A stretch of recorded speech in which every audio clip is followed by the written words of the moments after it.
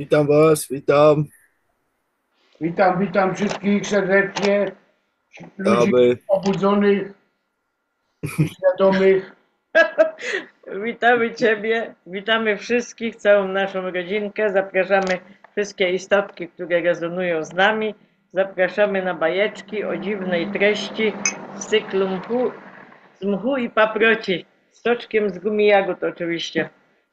I zapraszają Was cała wioska smerfów, gumisie z gumi jagodami, no i żwirek i muchoworek, jak to w bajce z mchu i paproci. Oraz wszystkie inne postacie bajkowe, które znamy z dzieciństwa, które nam pomagają i są z nami.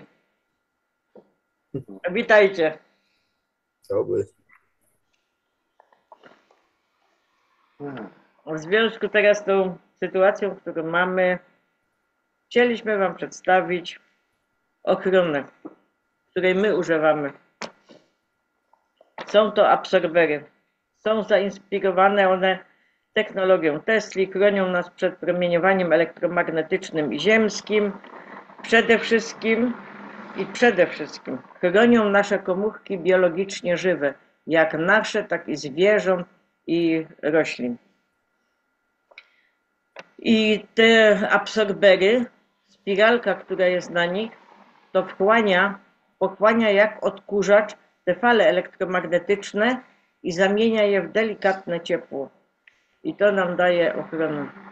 Tak. I właśnie było tutaj odkrycie w Polsce na skalę światową, a mianowicie absorbery były położone na parapecie i był mróz i na zamarzniętej szybie odbiła się ta spiralka od absorbera, od tego dużego. Spirala życia, energii życia. Tak. Jak chcecie widzieć, jak to wszystko jest, jak to działa, tam jest filmik nakręcony od Sebastiana. Zapraszamy. Tak. No. Filmików już jest więcej o tym. Tak, i tu mamy teraz, jeżeli idziemy do galerii albo coś, do sklepu, no ja tak miałam, to nie mogłam wytrzymać. Musiałam jak strzała wyskakiwać z tego sklepu. Geratomianie nie umiał znaleźć. No tak było, trudno.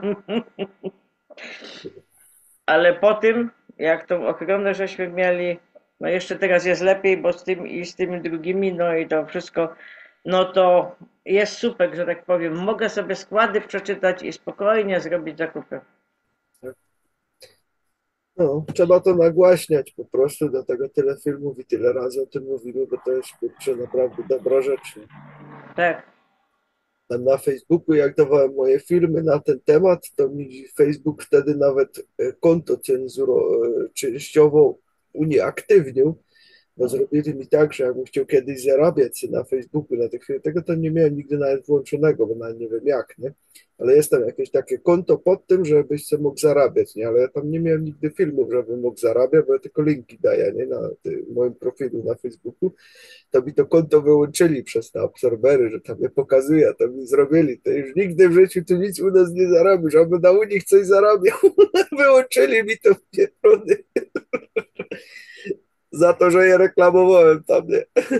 No i to jest fajne, no bo mamy ochronę przed tymi wszystkimi urządzeniami, które mamy w domu i przed tymi telefonami, Wi-Fi i przed promieniowaniem ziemskim, czyli Schumana. No teraz dało pogrzać ostatnie dni, chyba każdy to odczuł, tą energię. I przede wszystkim jeszcze żyły wodne, nie? Tak samo, to wszystko chroni. A no to jest taka nasza ochrona, no cóż zrobić w tych dzisiejszych czasach, no tak jest jak jest, jest to polska firma, no a Sebastian powie, bo tam są komplety, można zakupić, można Tak, nabyć, kto chce, bo to nie jest nic na siłę. tak, moi drodzy, są zestawy dla Was zrobione, które się po prostu dużo lepiej opłacają i to przy zakupie takich dwóch małych macie wtedy taki duży, co tutaj za mną stoi, macie dodane, za niego nie musicie płacić. On jest po prostu większy, taki do domu czy do samochodu można go zabierać, ma większy zasięg niż te małe personalne, które mamy na szyi. No i przy zakupie trzech to macie aż dwa takie duże, a przy zakupie pięciu małych, na przykład macie dużą rodzinę, każdego byście chcieli, żeby każdy to miał, to macie aż trzy takie duże dodane. Za nie nie płacicie. Nie? Wartość to chyba było po 1400 zł, jeden taki duży. i tu macie je dodane, za nie nie musicie płacić. To specjalnie tutaj dla widzów kanału są te linki zrobione z tymi zestawami i znajdziecie je w opisie tego filmu. Macie też tam numer telefonu, gdzie można ewentualnie telefonicznie zamówić, tylko tam jest w pewnych godzinach. To wszystko macie w opisie, kiedy można dzwonić, co tego. Jakbyście cokolwiek kupowali z tego sklepu, to wpiszcie sobie zawsze konkurs szamana w uwagach do zamówienia lub telefonicznie to powiedzcie. Do 3 września później będziemy kogoś wybierać, tylko musicie jeszcze komentarz zostawić tutaj na temat jakiegoś produktu, który kupiliście. Już fajną historię, a my będziemy najlepszy komentarz później wybierać i ten ktoś dostanie bon na 9000 zł do tego sklepu, to już 3 września będzie. Także już niedługo, bo czas ucieka. Dobrze, tyle co chciałem powiedzieć. Jeszcze zapomnieliście o tej nowości. Do portfela, ten kapsel. A, no tak, Bez zawieszki. Tak. No, jak ktoś nie chce nosić na łańcuszku albo tak, na rzemyku, to może sobie do portfela wsadzić, tam gdzie monety, albo do telefonu. tak. No, także to jest wygodniejsze, nie? Że się nigdy nie zapomni o tym. No ja mam cały czas w portfelu ten, no bo zdarzało się, że niekiedy nie, gdzieś się kopałem coś, bo moje nie są wodoszczelne, które mam to jeszcze te starsze, nie?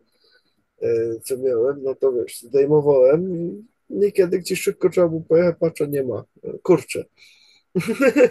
A teraz jest w portfelu, także jak już ten na szyję zapomnę, to mam w portfelu na 100%, tego nie mogę zapomnieć, bo muszę się zaraz wracać. Tak. One są wykonane ze srebra, próby 925, pokryte złotem. 9 próby Tak, 24-karatowym złotem. dokładnie. No. No. Tak. Dobrze, przechodzimy do kąciku uśmiechu. Właśnie. Siostra przełożona, udając się na poranne modlitwy, minęła po drodze 2 młode zakonnice, które właśnie wracały z porannych modlitw. Mijając, pozdrowiła je. Dzień dobry, dziewczęta, niech Bóg będzie z wami. Dzień dobry, siostro przełożona, Bóg z tobą. Kiedy młódki oddaliły się, siostra przełożona usłyszała, jak jedna z nich mówi: chyba wstała ze złej strony łóżka. Zaskoczyło to siostrę przełożoną, ale zdecydowała się nie zagłębiać tematu. Poszła dalej. Idąc korytarzem, spotkała 2 siostry, które nauczały już w klasztorze od kilku lat. Po wymianie powitań siostra przełożona znowu odchodząc usłyszała, jak jedna mówi do drugiej: siostra przełożona chyba wstała dziś nie z tej strony łóżka. Zmieszana siostra przełożona zaczęła się zastanawiać, czy nie mówiła opryskliwie, albo jej spojrzenie było nie takie, jak powinno. Rozmyślając tak, podążała do kaplicy. Wtedy na schodach ujrzała siostrę Marię, lekko przygłuchą, najstarszą zakonnicę w klasztorze. Siostra Maria pomalutku schodziła po schodach.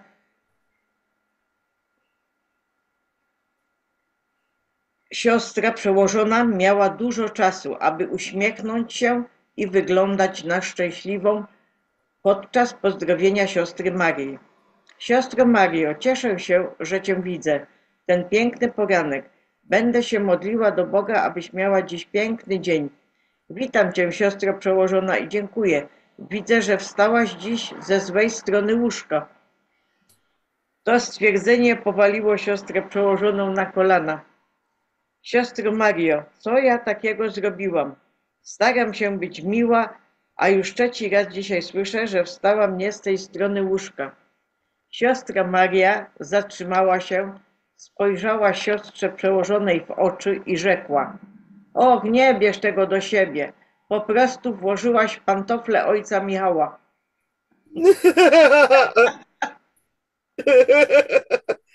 O kurde. O Boże. Późno w nocy mąż wraca do domu. W przedpokoju zdejmuje płaszcz i zaczyna tłumaczyć się stojącej w drzwiach pokoju żonie. Wiesz, kochanie, po pracy skoczyliśmy z kolegami na piwko. Tak, mój supermenie, odpowiada żona. A potem poszliśmy całą grupą na mecz. Tak, mój supermenie. Po meczu zaszliśmy do Maliniaka pogadać o nowym cyklu produkcyjnym w naszym zakładzie. Tak, mój supermenie, odpowiada jak Katarynka żona. Mąż już nieźle zirytowany pyta podniesionym głosem: czego do cholery jasnej nazywasz mnie cały czas Supermanem? Bo tylko Superman zawsze zakłada majtki na spodnie.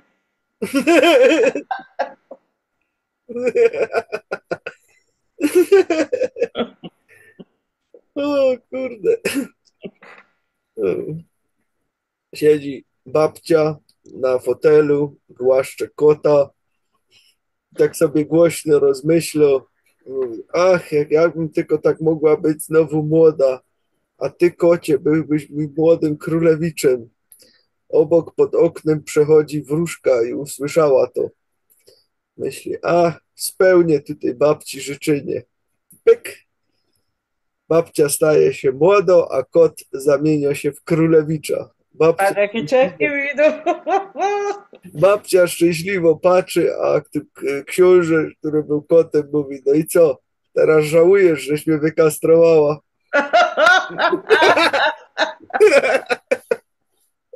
Ja pierniczę. O nie.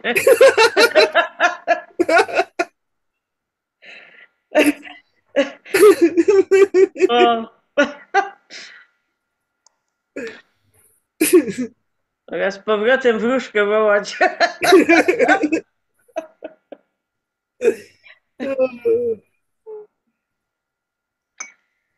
Zaczniemy sobie od wiadomości od piątku. Tylko tak jak mówię, jesteśmy obserwatorami. I my nie straszymy nic, my po prostu podajemy wiadomości, także tu trzeba użyć świadomości swojej, a nie pchać negatywną energię, tak powiem. Tak. Radykalne redukcje zatrudnienia i produkcji. Volkswagen zdaje sobie sprawę z powagi sprawy. Volkswagen tnie 35 000 miejsc pracy, drastycznie zmniejsza produkcję i koncentruje się na e-mobilności, pomimo kryzysu sprzedaży. Niemiecki producent samochodów ugina się pod ciężarem kosztów energii, spadającego popytu i konkurencji ze strony Chin. A Berlin patrzy. Wiadomość nie była zaskoczeniem, ale i tak uderzyła jak grom. Volkswagen ogłosił masowe cięcia zarówno produkcji, jak i personelu. Główny zakład w Wolfsburgu zmniejszy roczną zdolność produkcyjną o 500 000 sztuk, prawie tyle samo, ile wynosiła całkowita produkcja z poprzedniego roku.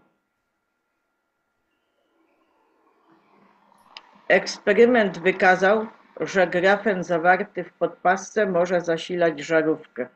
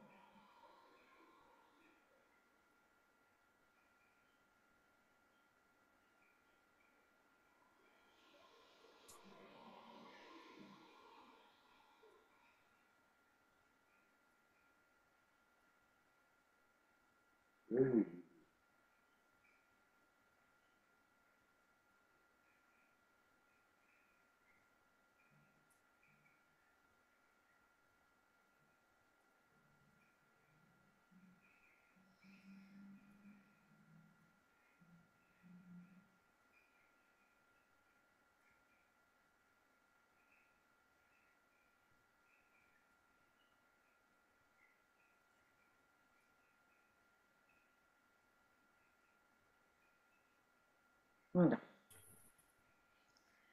I cuda na kiju. Tak.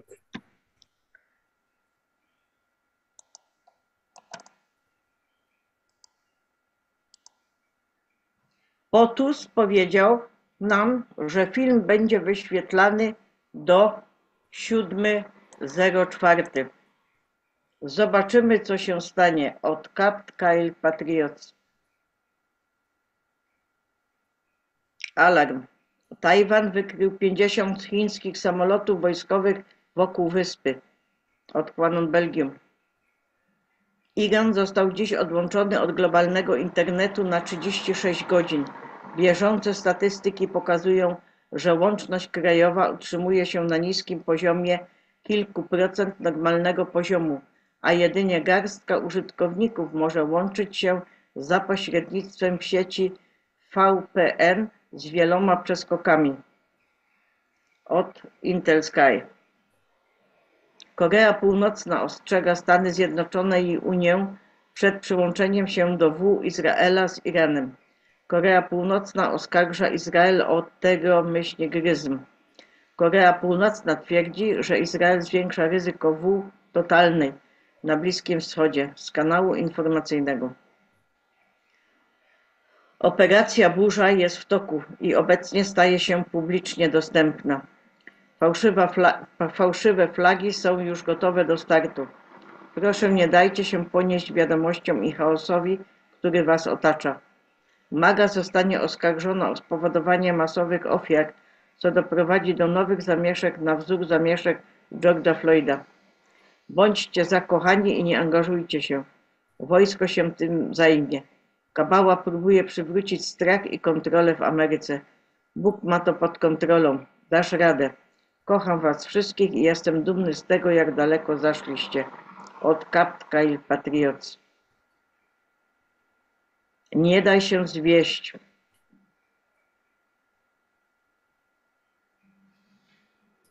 Aha, ale to jest... Ja to później mam wszystko na końcu zebrane. Nie da się zwieść. USA stały za atakiem w Iranie w weekend, w którym wykorzystano bombowce z dalekiego zasięgu B-2 Spirit, które zbombardowały głębokie podziemne bunkry w Iranie. USA to jedyne państwo, które może przenosić te ogromne 30-tysięczne funtowe ładunki GBU-57. Te bombowce z Teatr wyruszyły z bazy wojskowej w Diego Garcie. Dużo dzieje się za kulisami. Izrael kontra Iran. Izrael ma podziemną bazę w Iranie od dziesięcioleci i wszyscy o tym wiedzieli. USA, Iran, Arabia Saudyjska, Kraina R i Chiny. Co się dzieje? Netanjahu chce zniszczenia izraelskiej siedziby wywiadu i potrzebuje z kilku powodów, aby zniszczyć serwery i dane. I pewne operacje szantażu kierujące światowymi sieciami i czarnymi operacjami rządów. Iran również chciał aby zniszczyć wspólną podziemną bazę izraelską CIA i MO-SAT i chciał zniszczyć kilka budynków, aby zniszczyć serwery, komputery i system danych, w których również znajdowały się korupcyjne operacje głębokiego państwa Iranu. Zarówno Izrael, jak i Iran są rządzone przez CIA i MO-SAT. Źle to powiedziałam, ale dobra. Przeniosłam. Operacje globalistyczne. W zeszłym roku Iran wyeliminował swojego prezydenta, który zwrócił się przeciwko operacjom CIA. Najwyższy przywódca i CIA wydali rozkaz wyeliminowania. Czym naprawdę jest szczęście? Operacje sojuszu wojskowego wykorzystującego teorię gier, mające na celu obalenie Netanjahu i najwyższego przywódcy Iranu oraz restrukturyzację obu krajów poprzez kolorowe rewolucje. Izrael jest już w trakcie ogromnego powstania mającego na celu obalenie Netanjahu, a także naród Iranu, który chce obalić dom Iranu. Głębokie państwo desperacko próbuje wywołać światową, aby ukryć te wszystkie zbrodnie, serwery i dowody światowej korupcji. Pełna korupcja powiązana ze wszystkim, co można i nie można sobie wyobrazić. Od dawna mówiłem, że te wydarzenia będą miały miejsce. Oczyszczenie reżimu na Bliskim Wschodzie i upadek operacji Głębokiego Państwa Izraela i operacji Głębokiego Państwa Iranu. Wydarzenia, które mają miejsce, są bardzo ważne dla oczyszczenia Bliskiego Wschodu i stabilizacji świata. Bardzo ważne jest stabilizowanie świata. To prowadzi do wprowadzenia super zaawansowanej technologii i super potężne systemy wywiadowcze zapewnią, że żaden kraj nie użyje super zaawansowanej technologii do stworzenia. Choć wszyscy są teraz wściekli na pana T, od Tulsi Gabbard przez Tuckera Carlsona po Muska i ludzi z MAGA w Iranie, to bardzo ważne wydarzenie, przed którym ostrzegałem od dawna. Bliskie wydarzenie cywilizacyjne. Przyjrzyjmy się temu bliżej. Powiedziano nam, co się wydarzy. Jak zaprowadzić trwały pokój na Bliskim Wschodzie? Co przykuwa Twoją uwagę? Dlaczego to ktoś z zewnątrz w końcu doprowadził do początku pokoju na Bliskim Wschodzie? Dlaczego to ktoś z zewnątrz w końcu, to jest powtórzone. Relacje prasowe, pierwsza strona, czy ataki rakietowe próbują zostać przerwane. Pokój się nie sprzedaje, ale i strach tak już. Zło i korupcja na najwyższym poziomie. Od zera z ogonkiem.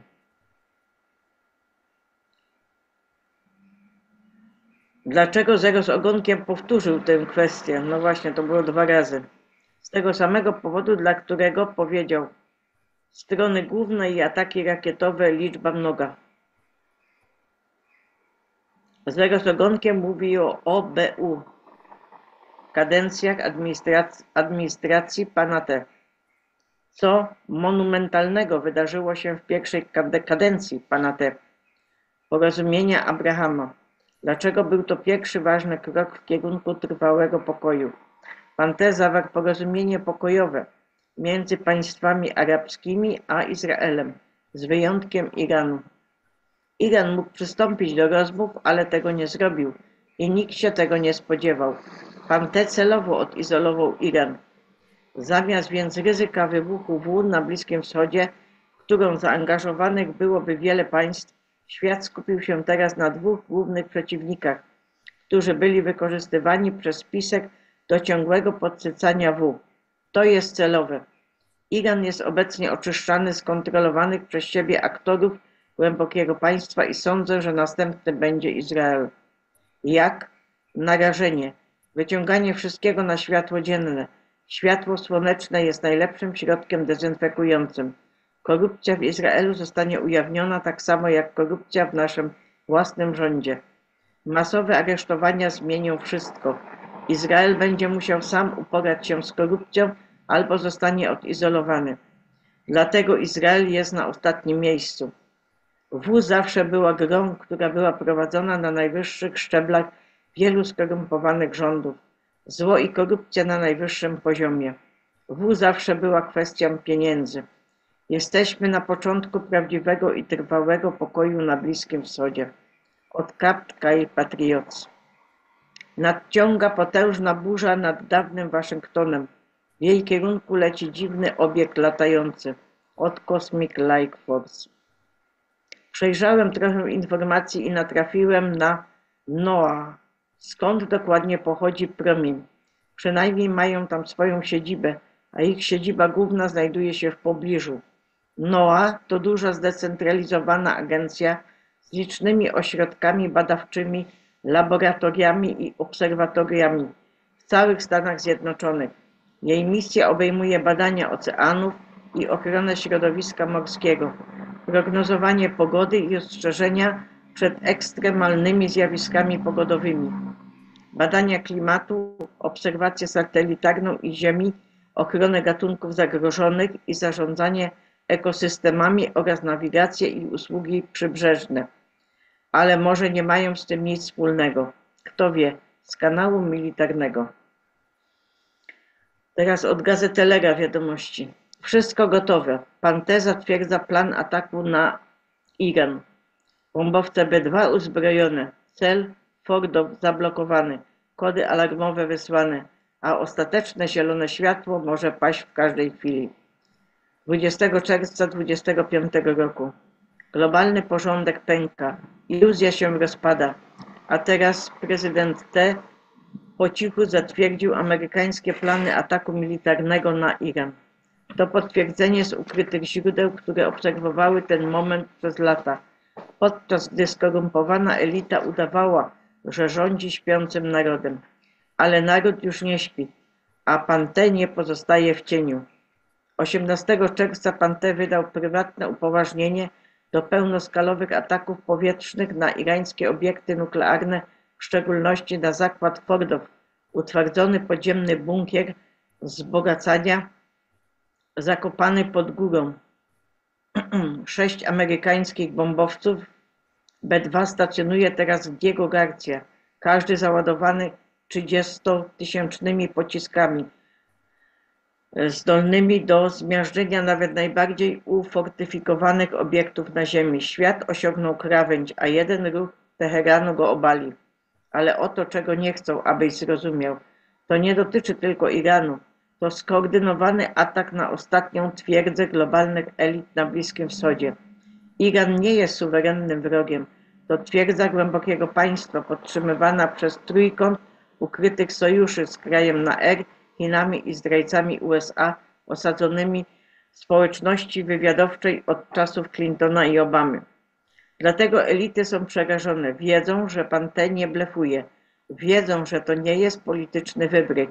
To ostatnia faza globalnej czystki. Fordow, Nexus, co ukrywali pod górą. Irańska elektrownia jądrowa Fordow nie dotyczy tylko uranu. To centralny węzeł szyfrowanej komunikacji między górociągiem Teheran, z kraju na R, Watykan i handlu nią, walutami i archiwami szantażu ukrytymi w głębokich serwerach katarskich kierowanych przez szwajcarskie banki. Deep State przeniosło tutaj swoje najciemniejsze aktywa po tym, jak U została całkowicie rozbita przez R siły czyszczące pod tajną koordynacją USA w 2024 roku. Fordow to nie tylko miejsce wzbogacenia,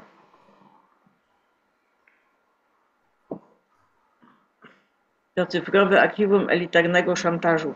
Transa-licznej. Dlatego Izrael nie może go uderzyć. Dlatego CIA przez lata ostrożnie się wokół niego poruszała. Dlatego pan T zamierza wymazać go z mapy. Cicha W pana T i zegar, który tyka. Nie daj się zwieść medialnej ciszy. Każdy ruch był celowy. Pan T nie tylko gra w szachy 5D, prowadzi ostateczną bitwę globalnej W duchowej. Powodem, dla którego nie wydał ostatecznego rozkazu uderzenia, jest to, że nadal daje wrogowi ostatnią szansę na poddanie się. Nie dlatego, że jest słaby, ale dlatego, że jest strategiczny. Starlink X został już zablokowany w trybie wojskowym.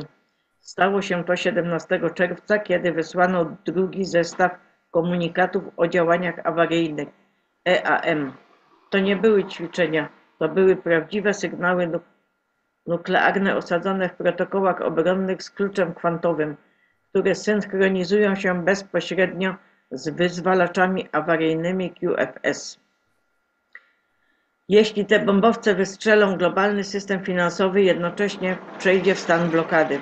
Nie zobaczysz tego w CNBC, ale fala uderzeniowa już uderzyła w Wall Street 18 czerwca, kiedy 5 równoczesnych błyskawicznych krachów zostało automatycznie stłumionych przez przechwyty sztucznej.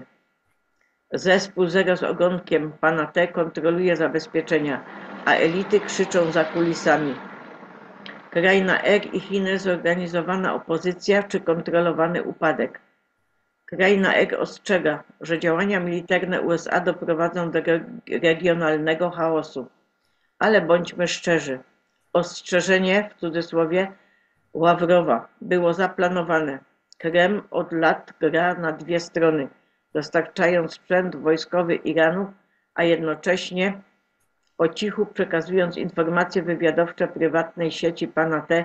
za pośrednictwem kanałów reaktywowanych po szczycie BRICS Gold w lutym 2025 roku.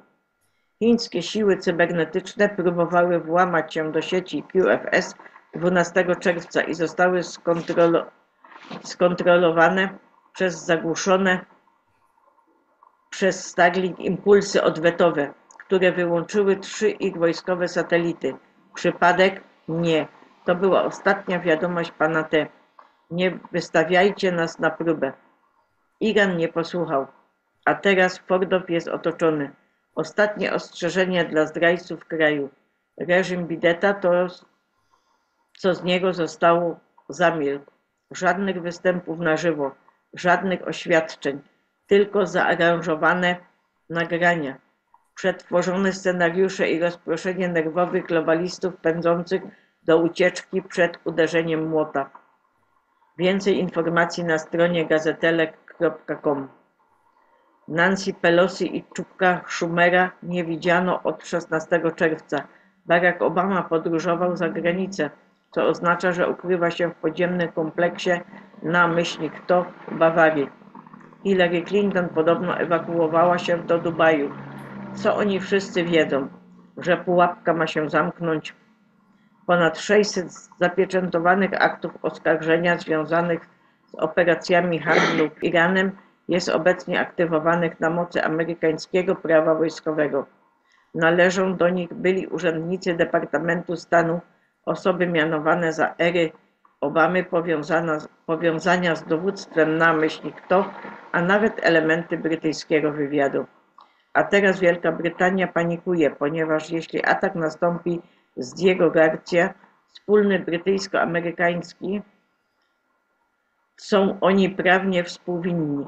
Dlatego parlament zwołał właśnie 19 czerwca nadzwyczajne posiedzenie za zamkniętymi drzwiami. Muszą się spieszyć, ale nie mają dokąd uciec. Co się stanie, jeśli uderzenie uderzy? Jeśli pan T. wyda ostateczny rozkaz, Fordow zostanie unicestwiony w ciągu kilku minut. Teheran odpowie, ale to nie będzie miało znaczenia. Wojsko pana T. jest już ustawione w celu zneutralizowania uderzeń odwetowych, zanim opuszczą one przestrzeń powietrzną Iranu. Jeśli Iran aktywuje pełnomocników Hezbollahu lub Hamasu, zespoły zero z ogonkiem Fors w Syrii i Iraku już czekają. Gdy uderzenie Fordow zostanie uruchomione, spodziewaj się całkowitych blokad QFS w europejskich bankach, natychmiastowego załamania irańskich rezerw kryptowalut, ujawnienia elitarnej komunikacji przechowywanej w skarbcach danych Fordow, transmisji Starlink X tajnego materiału filmowego dowodzącego zaangażowanie Iranu w kampanii operacji psychologicznych w latach 2020-2022. Upadku ostatniej twierdzy globalistów. To już wszystko. Pan T. ma władzę, ma dowody i ma zielone światło. Pozostaje tylko ostateczny sygnał. Kiedy nadejdzie świat, jaki znaliśmy, świat się skończy, a republika powstanie z popiołu. To nie jest wół, to czystka. Przygotuj się, uwierz, przygotuj się. Więcej informacji na gazetelek.com. Podpułkownik Mostafa Babayan ze Stowarzyszenia Pilotów Cesarskich Sił Powietrznych Iranu wzywa irańskie wojsko do odwrócenia się Demokratycznej Islamskiej Republiki i przyłączenia się do ludu. Jesteśmy pokojem. Koniec reżimu w Iranie. Iran twierdzi, że jest gotowy negocjować limity swojego programu wzbogacania uranu. Miejsca uderzeń. Jeden pocisk w pobliżu szpitala Rambam w Hajfie. Pocisk w Berszewie. Pocisk w Tel Awiwie. Ciężki pocisk w Jerozolimie. Odkłanon Belgium. Iran twierdzi, że zaatakował izraelskie bazy lotnicze IRGC. Te ataki będą kontynuowane. Irańskie media informują, że ajatollah przekazał dowództwu IRGC uprawnienia do podejmowania bieżących decyzji dających im autonomię w działaniu według własnego uznania w odpowiedzi na działania Izraela bez konieczności konsultowania się z nim. To jest W. Od Laury Abolli. Pan T. wzywa specjalnego prokuratora do zbadania oszustw wyborczych w wyborach w 2020 roku. Gra jedną kartą za drugą. Każdego dnia nowa teoria spiskowa staje się rzeczywistością. Demokraci przygotowują się do drugiego protestu No Kings zaplanowanego na 4 lipca. Odkłanon Belgium. Benjamin Netanyahu został zastąpiony. To już widzieliśmy, ale do tego, jak to ktoś nie widział, to tu jest. Rozmowy Unii-Iran w Genewie zakończyły się fiaskiem. Zapytany przez WSJ, czy Iran będzie dalej negocjował z USA, minister spraw zagranicznych Teheranu odpowiedział nie. Odkłanon Belgium. Teraz prezydent kraju na R. Naród z kraju na R i U to jeden naród i w tym sensie cała U jest nasza. To była wypowiedź prezydenta kraju na R. Odkłanon Belgium. Iran właśnie zepsuł giełdę w Tel Awiwie. Bezpośredni atak rakietowy, prawdziwe szkody, prawdziwe obrażenia. Ale oto co jest najdziwniejsze.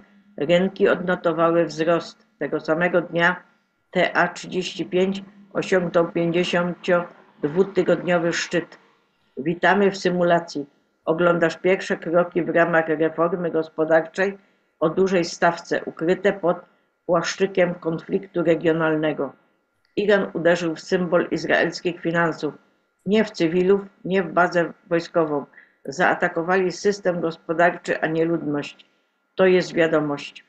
A reakcja rynku nie była organiczna. Była zaprojektowana spokojnie. Płynność zabezpieczona. Algorytmy sztucznej ograniczone. Panika stłumiona. Dlaczego? Ponieważ to nie jest po prostu W. To kontrolowana demolka. Zmiana układu sił finansowych ujęta w teatralną otoczkę pocisków i przemówień. Patrz na pieniądze, nie na nagłówki. Rynki wiedzą, co nadchodzi. Innymi słowy, stary Bliski Wschód został rozdarty. Teraz rodzi się nowy Bliski Wschód, wolny od terroromyślnik, ryzmu i ekstremizmu. Od Melanastazji Romanow. Wielki moment dla kryptowalut w USA. Oto co ustawa Genius może dla Ciebie oznaczać. Silniejsza ochrona Twoich stablecoinów. Jasne zasady dla emitentów stablecoinów. Większe zaufanie do korzystania z kryptowalut w codziennych płatnościach i oszczędzaniu. Jeśli zostanie podpisany jako ustawa, ten pierwszy w swoim rodzaju projekt ustawy stworzy pierwsze krajowe ramy dla stablecoinów USA. Duży krok w stronę przejrzystości, bezpieczeństwa i jeszcze lepszego wykorzystania w praktyce. Od Melanastazja Romanow. BRICS wita Wietnam jako 10. kraj partnerski. Wietnam, mający populację liczącą prawie 100 milionów ludzi i dynamiczną gospodarkę, ściśle zintegrowaną z globalnymi łańcuchami wartości, wyróżnia się jako istotny gracz w Azji, powiedział rząd Brazylii, który przewodniczy BRICS w 2025 roku. Wietnam, podobnie jak państwa członkowskie BRICS i ich partnerzy, opowiada się za bardziej inkluzywnym i reprezentatywnym porządkiem międzynarodowym, dodano. Kategoria kraju partnerskiego została wprowadzona na szczycie BRICS 2024 w Kazaniu w kraju na R. Oto kraje, które obecnie cieszą się tym statusem. Uganda, Nigeria, Kuba, Boliwia, Białoruś, Uzbekistan, Kazachstan, Malezja, Tajlandia i Wietnam. Obraz wygenerowany przez sztuczną Sputnik Afryka X od Melanastazja Romanow. Melania jest Romanową, jej babcią jest Anastazja. Jedna ze stron Melanii została poddana leczeniu. jest Słowenką i słoweńską i R, z kraju na R. Jestem przyjaciółką Mindy Romanowej. 3 chłopców Romanowów zostało umieszczonych na statku z kraju na R w celu dostarczenia przesyłek do amerykańskiej operacji White Hat. Melania jest ważniejsza niż nam się wydaje. Od Witchclef 347. Przed Lamborghini, przed Rolexem, przed domem ze szklanymi drzwiami. Zrób to. Przekaż rodzicom emeryturę. Byli twoim pierwszym domem, powód, dla którego przetrwałeś burzę, o którym nigdy nie mówisz. Nigdy ci nie powiedzieli, jak to było trudne. Oni po prostu znieśli ten ciężar w ciszy, więc nie musiałbyś tego robić. Teraz chodzą wolniej, martwią się bardziej. Nadal pytam, czy wszystko w porządku. Pewnego dnia ich już tu nie będzie, a kiedy nadejdzie ten dzień, żadne pieniądze nie pozwolą ci ponownie usłyszeć ich głosu. Kiedy więc XRP włączy przełącznik? Nie myśl o samochodzie. Pomyśl o modlitwach swojej matki. Pomyśl o milczeniu twojego ojca. Uwolnij ich, zanim uwolnisz siebie. Nie dlatego, że jesteś im coś winien, ale dlatego, że nigdy nie dali ci odczuć tego, co czułeś. Właśnie po to wszystko było. Tak się mówi. Pamiętam wszystko i w końcu jestem wystarczająco silna, żeby się odwdzięczyć. Uczyń ich dumnymi, póki jeszcze możesz. Od Melanastazji Romanow. Teraz posłuchaj tego. Genius Act eksploduje w Senacie USA. Skarb Państwa USA uruchomi zabezpieczone złotem amerykańskie banknoty, które były owinięte folią termokurczliwą na paletach w głównych bankowych skarbcach przez prawie 2 lata. Rezerwa federalna skończyła się. Pan T. oferuje Iranowi nową umowę. Nowy przywódca reżimu irańskiego w Nowym Jorku czeka na nominację. Zobacz, co się wydarzy w ten weekend. Od Melanastazja Romanow.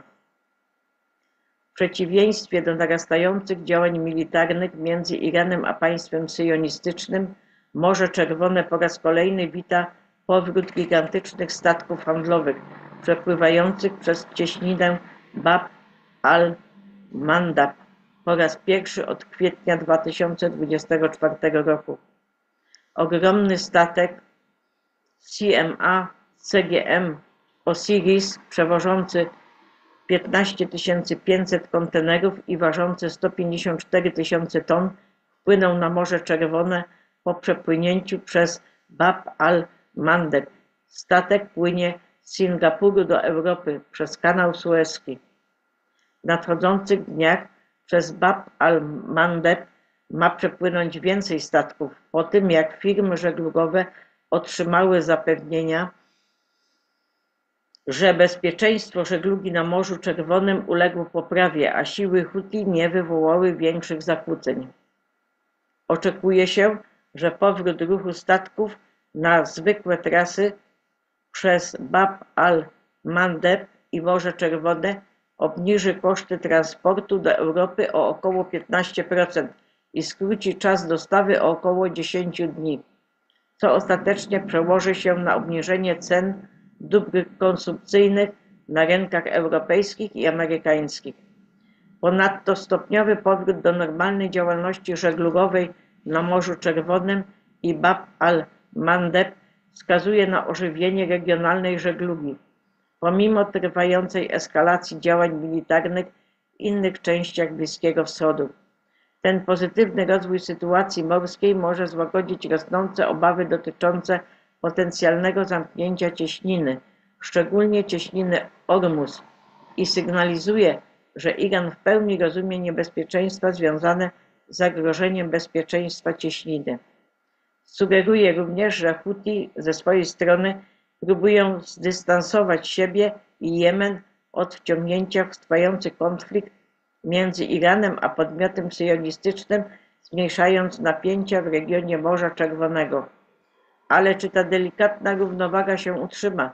jeśli eskalacja wobec Iranu będzie trwała, a ataki powietrzne na jego obiekty będą się nasilać, czy też wydarzenia zostaną odwrócone do góry nogami. Odpowiedź mogą przynieść nadchodzące dni. Od Melanastazji Robanow. Daję im pewien okres czasu i powiedziałbym, że maksymalnie 2 tygodnie. To słowo pana T. Zawsze rozjemca. Czasami potrzeba trochę twardości, aby zawrzeć pokój, ale zawsze rozjemca. Od Melanastazja Romanow. Pakistan oficjalnie nominował prezydenta T do pokojowej Nagrody Nobla, po tym jak pomógł on w mediacjach w sprawie porozumienia pokojowego między tym krajem a Indiami po niemal wybuchu W. Naczelny mówca pokoju pan T. Od Patriotów 1.7. Wiadomości z soboty. Może to tylko ja, ale wygląda na to, że wiele osób myśli, że oglądamy powtórkę tego, co wydarzyło się w przeszłości. Wielu dobrych ludzi uważa, że stoimy u progu kolejnej długiej W z amerykańskimi wojskami na ziemi w Iranie, a może nawet III światowej. Skupiają się na podobieństwach, ignorując największą różnicę. Jaka jest ogromna różnica? Czy ktokolwiek uważa, że prezydent T jest podobny do George'a Busha, Billa Clintona, George'a W. Busha lub Baracka Obamy? Czy ktoś myśli, że pan T chce W światowej albo kolejnej 20-letniej W, w której pieniądze podatników będą znów prane jak w Afganistanie? Naprawdę? Jak ktokolwiek, kto obserwował wszystko, co pan T robił przez 10 lat, może naprawdę myśleć, że pan T dał się wciągnąć w W. W rzeczywistości jest odwrotnie, czego nie usłyszysz w żadnym programie prawicowych mediów. Iran był państwem zastępczym CIA. CIA z pomocą zdrajców takich jak George H.W. Bush, Bill Clinton, George W. Bush i Barack Obama wspiera i finansuje irański program rakietowy, podobnie jak robiła to w przypadku Korei Północnej. Przyjrzyjmy się historii umowy Uranium One. To, czego jesteśmy świadkami, jest przeciwieństwem długotrwałej, przeciągającej się W, czyli III światowej. W końcu jesteśmy świadkami końca Iranu, który jest ciągle wykorzystywany jako myślnik ryzmu na Bliskim Wschodzie. Kontrolowani przez CIA przywódcy Iranu są sojusznikami, a Izrael robi to przy pomocy amerykańskiej broni i wywiadu. Za zgodą pana T. Izrael również usuwa obiekty nuklearne i wyrzutnie rakiet. Pan T. powiedział 2 ważne rzeczy, które większość ludzi ignoruje. 1. Iranowi nigdy nie pozwoli się na zbudowanie bomb atomowej. Pan T. dał Iranowi 60 dni na zawarcie trwałego porozumienia pokojowego. Poprzednie władze Iranu, które obecnie w większości nie żyją, odrzuciły propozycję. Moja prognoza. Nowe przywództwo, które zastąpi martwe przywództwo, szybko zasiądzie do stołu pokojowego, ponieważ czuje strach i ponieważ teraz nie stanowi już zagrożenia nuklearnego. Podobną strategię pan T. zastosował w Korei Północnej. Czy wszyscy zapomnieli?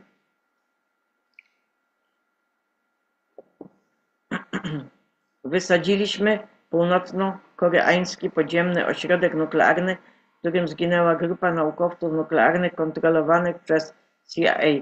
Zawaliła się góra. Pompeo pozbawił CIA kontroli, a Kim był wówczas chętny do zasiadania przy stole pokojowym, ponieważ jego sznurki zostały przecięte. Oglądamy program. Po pierwsze, kroki w kierunku prawdziwego pokoju na całym świecie, nie tylko na Bliskim Wschodzie. To jest początek trwałego pokoju na Bliskim Wschodzie. Dlaczego ktoś z zewnątrz w końcu doprowadził do początku pokoju na Bliskim Wschodzie? I to jest kropla zaraz ogonkiem. I jest powtórzone.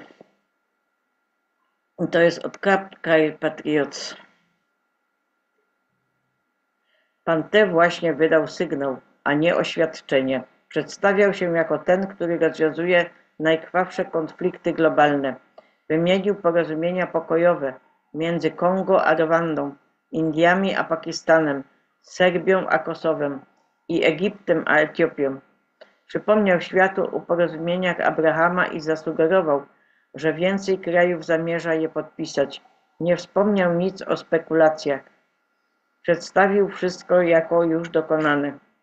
Mianował Marco Rubio sekretarzem stanu, nie czekając na pozwolenie. To nie była pomyłka, to był znak. Wyśmiewał Nagrodę Nobla, bo prawdziwą nagrodą jest upublicznienie prawdy. Ludzie wiedzą. I to jest zwycięstwo.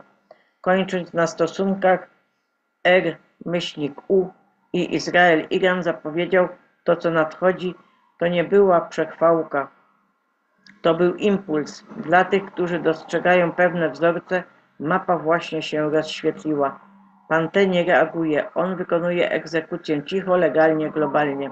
Od Kapka i Patriots. I teraz od Ezry Cohena. Ameryka ma jednego naczelnego dowódcę, który został należycie wybrany przez naród amerykański.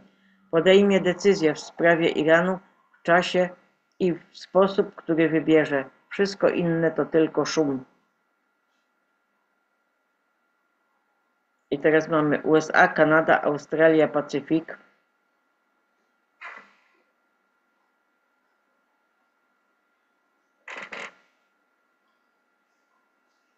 Hagat.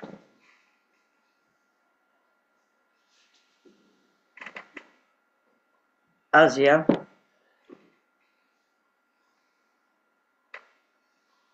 Bliski Wschód, Afryka. Brazylia, Ameryka Południowa.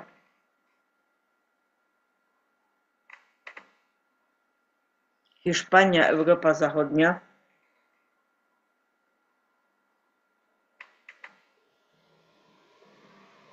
Kraina R i Europa Wschodnia.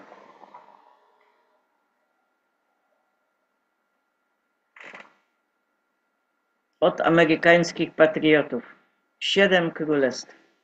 Oczy całego świata zwrócone są teraz na Pacyfik. I też od amerykańskich patriotów. Operacje Pacyfik, BOM-BER trwają. Aktywny rozbłysk słoneczny.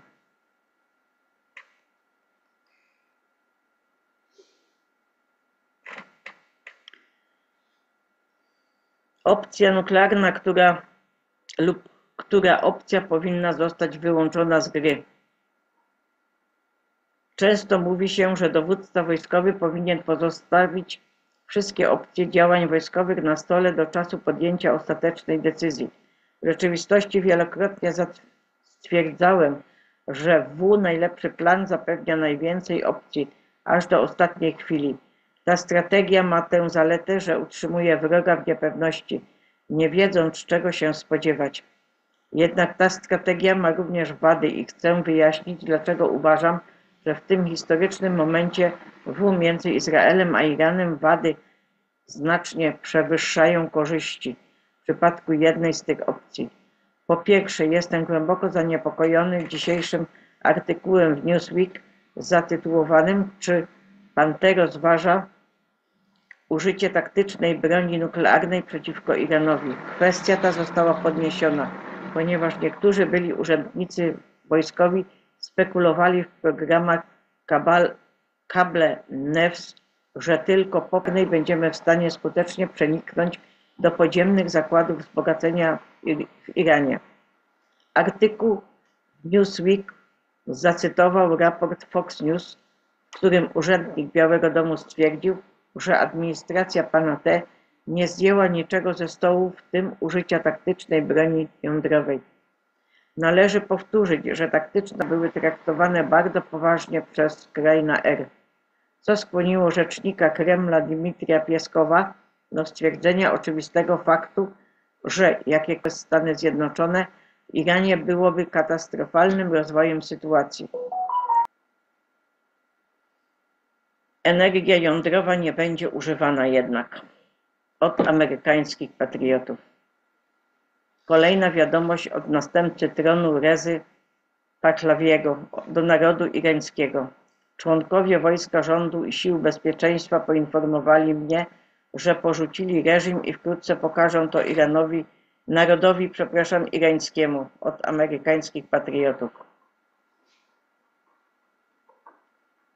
Dlaczego wszystko, co myślisz, że wiesz, jest błędne tylko o jedną częstotliwość? Nadchodzi taki moment na drodze przebudzenia, gdy poszukiwanie prawdy przestaje być kwestią odpowiedzi, a zaczyna skupiać się na pytaniach, które ośmielasz się zadać.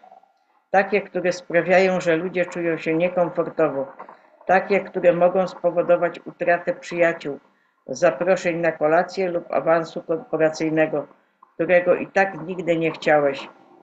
Mówisz, a ktoś patrzy na ciebie szeroko otwartymi oczami i pyta: więc czekaj, nie uważasz, że Ziemia jest okrągła?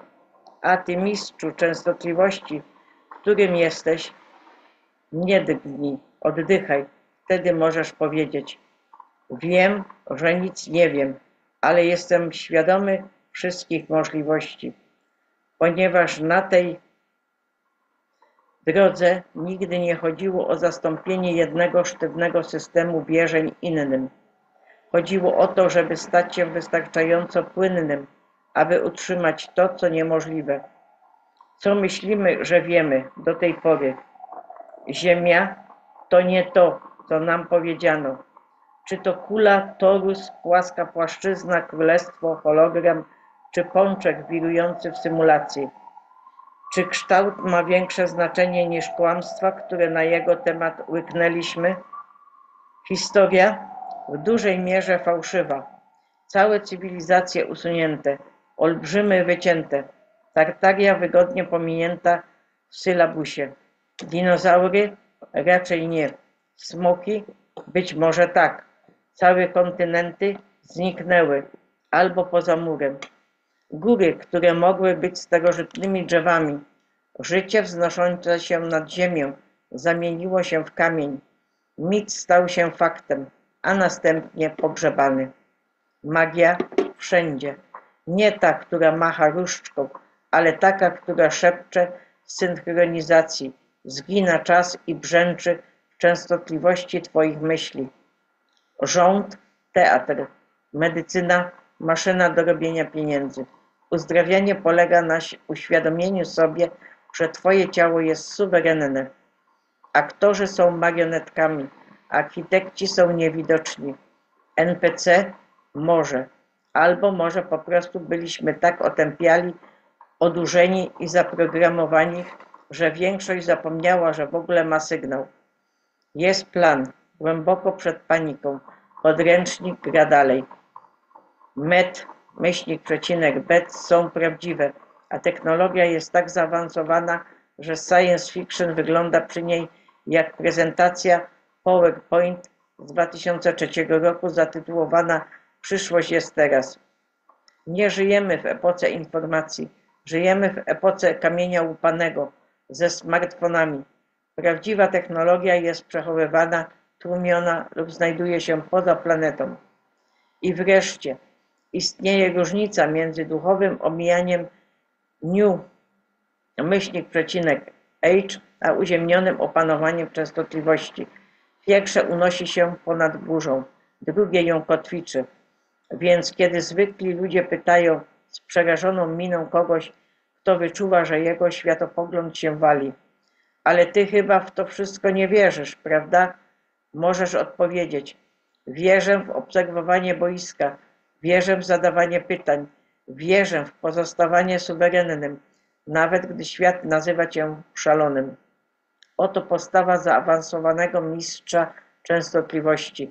Nie jesteś tu po to, aby przekonywać. To nie jest konkurs przekonań.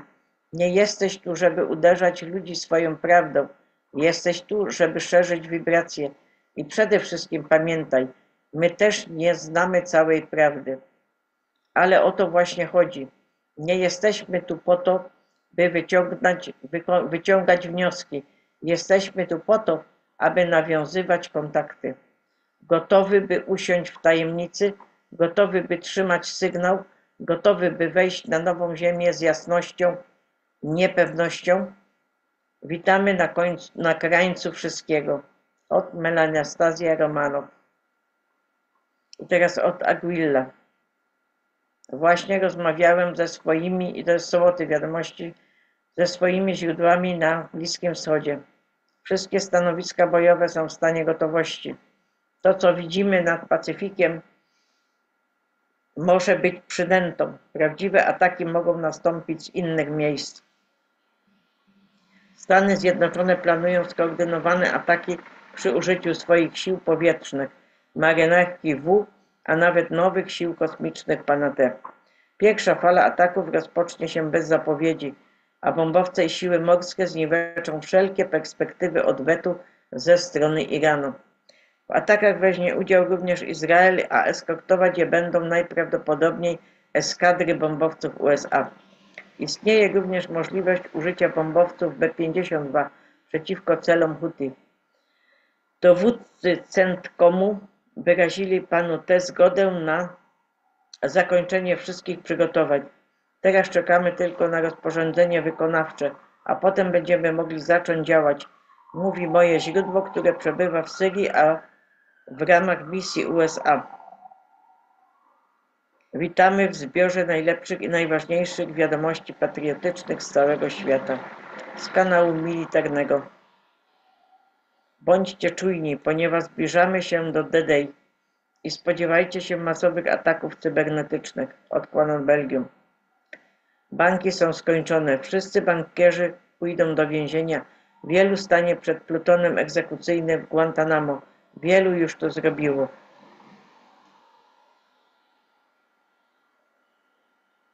Od Quanon Belgium.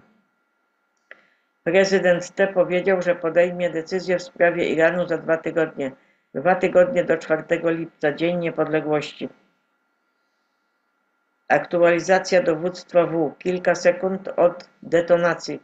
Pan T przesuwa samolot ostateczny. Iran atakuje szpital. Chiny i Kraina R wchodzą w cieni. 20 czerwca 2025 roku. Pan T aktywował amerykański samolot Doomsday. Dlaczego? Ponieważ Iran właśnie zaatakował izraelski szpital. Jawna zbrodnia W. Rakieta zabiła cywilów. Teheran nazywa to stratami ubocznymi. Świat tego nie kupuje. Pan T również. Teraz Chiny lądują samolotami wojskowymi w Iranie. Kraina R milczy, ale ich broń porusza się za kulisami. Bliski Wschód płonie, ale tym razem nie chodzi tylko o Izrael kontra Iran. To globalna sekwencja zapłonu. Edward Snowden właśnie wydał prywatne ostrzeżenie. To nie jest regionalny wybuch. To teatr wielofrontowy. Rozpoczęła się W psychologiczna. W 5. generacji. Otwórzcie oczy. Ma rację. 19 czerwca 25 roku. Czerwona linia zniknęła. Pan T nazwał atak na szpital celową eskalacją. W odpowiedzi wzbił się w powietrze samolot Doomsday, amerykańskie powietrzne centrum dowodzenia nuklearnego. Ten samolot lata tylko wtedy, gdy w grę wchodzą opcje nuklearne. Intel potwierdza. Pan T zatwierdził plan ataku na Iran. Trzyma ogień, ale ledwo. Chiny i Kraina R są już w Iranie. Front cieni jest otwarty. Żadnych nagłówków, żadnych zaprzeczeń. Chińskie samoloty wojskowe cicho wylądowały w Iranie. Kraina R dostarczający broń, wzywając jednocześnie do pokoju. Fałszywa neutralność, prawdziwa koordynacja. To nie jest potyczka graniczna, to globalna reorganizacja. USA i Izrael. Obrona cywilizacji. Iran, Chiny i Kraina R. Oś globalnego resetu.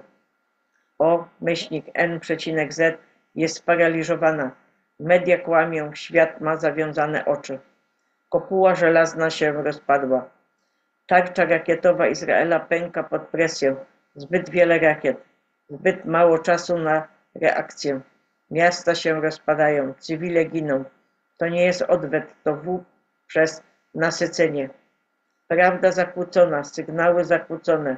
W nie toczy się tylko na lądzie. Jest na twoim ekranie.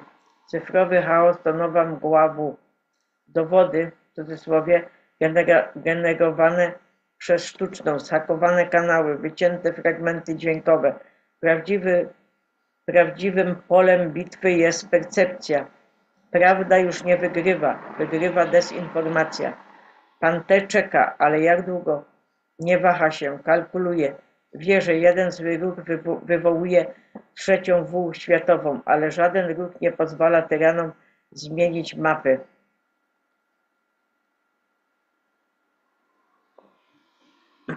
Samolot jest w powietrzu. Atak jest uzbrojony, czas ucieka. Edward Snowden właśnie wysłał drugi alert. Pierwsze domino upadło, to już koniec. Jesteśmy kilka sekund od katastrofy. Od Edwarda Snowdena. Edward Snowden właśnie potwierdził to, o co Deep State modliło się, aby nigdy nie wyciekło. Pan T. zatwierdził plan ataku na Iran. Bombowce B-2 są uzbrojone. Fordow jest zablokowany. Kody alarmowe zostały wysłane. Następnie zielone światło kończy grę. To nie jest W, to zagłada. Chodzi o Fordow. Nie tylko ośrodek nuklearny, ale cyfrowe archiwum brudu Deep State. Ukryte pod górą w Iranie przechowuje powiązane z Watykanem archiwa szantażu, zaszyfrowane sieci walutowe myślnicznej, przekierowane po upadku U. Pan T. dał prywatne zielone światło 18 czerwca. 6 bombowców z Dealt stoi teraz na Diego Garcia. Z wielką radością donoszę, że wraz z sekretarzem stanu Marco Rubio udało mi się doprowadzić do zawarcia wspaniałego traktatu pomiędzy Demokratyczną Republiką Konga i Republiką Rwandy i dokumenty. To wielki dzień dla Afryki i szczerze mówiąc wielki dzień dla świata. Nie dostanę za to pokojowej nagrody Nobla. Nie dostanę pokojowej nagrody Nobla za powstrzymanie W między Indiami a Pakistanem. Nie dostanę pokojowej nagrody Nobla za powstrzymanie W między Serbią a Kosowem. Nie dostanę pokojowej nagrody Nobla za utrzymanie pokoju między Egiptem a Etiopią.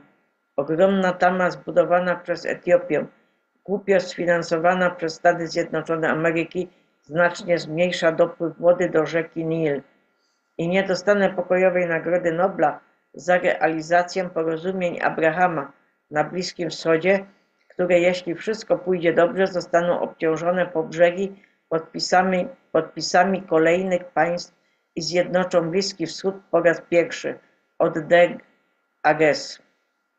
Nie dostanę pokojowej nagrody Nobla bez względu na to, co zrobię, nawet w stosunkach z krajem na R, U, Izraelem, Iranem, niezależnie od tego, jakie będą tego skutki, ale ludzie wiedzą i to dla mnie najważniejsze. 20 czerwiec 2025. Prawda o Potusie. Kto dostał pokojową nagrodę Nobla za robienie absolutnie niczego? Pan T. ogłasza, że on i Rubio pomogli wynegocjować porozumienie pokojowe między Kongo a Rwandą i że przedstawiciele przyjadą do Waszyngtonu, aby podpisać dokumenty. Pan T. następnie powtarza, że jest prezydentem pokoju i że dyplomacja jest jego celem we wszystkich konfliktach na świecie. Zaczyna wyglądać, jakby panikarze znowu wystrzelili z procy, jak w zegarku. Środa, 18 czerwca 25. Ogromne. Sara jest teraz prawem wojskowym. 57 banków usuniętych przez QFS. Gitmo przetwarza codzienne egzekucje. Wojska rozmieszczone w całym kraju. Starlink pod atakiem, a pan T. prowadzi ponad 200-narodowy sojusz, aby unicestwić przywódców Deep State. Koniec z teoriami, koniec z czekaniem. Rozpoczęło się oczyszczanie. Pan T. dowodzi ponad 200 sojuszami wojskowymi. Pole bitwy jest globalne. Misja unicestwić Deep State i oddać władzę z powrotem ludziom. Siłą. Starlink nie jest już marką technologiczną. To siatka uzbrojenia klasy wojskowej. Śledzi, blokuje i neutralizuje pozycję wroga. Każda próba uruchomienia Deep State przeciwko niemu była nieudana. Pociski, drony, broń częstotliwości. Wszystko przechwycone i zniszczone. Atakujący zniknęli. System finansowy kwantowy właśnie usunął 57 banków w ciągu 72 godzin. To nie były bankructwa, to były zajęcia wojskowe. Kadra kierownicza znika, serwery są czyszczone, aktywa zamrażone. G-SA-RA nie jest już teorią, jest egzekwowana przez prawo wojskowe. Wojska są rozmieszczane po całej Ameryce, po cichu, strategicznie, ośrodki miejskie, obszary wiejskie, sieci energetyczne, wszystko wzmocnione przez tajne siły G-SA-RA, przygotowujące się do operacji transferu bogactwa. Nie są tam, aby chronić Wall Street, są tam, aby ją zastąpić. A Gitmo nie jest po prostu otwarte, działa z prędkością W. Tunele się pogłębiają, izby się rozrastają, trybunały wojskowe są teraz nagrywane. To nie są rozprawy sądowe, to są procesy z wyłącznikiem awaryjnym. Zaszyfrowane dowody są już przechwycane w 3 globalnych skarbcach w celu publicznego ujawnienia. Handel tymi maluczkimi, ingerencja w wybory, broń biolo-wiczna, nadużycia rytu-alne. Egzekucje odbywają się codziennie. To nie jest kara, to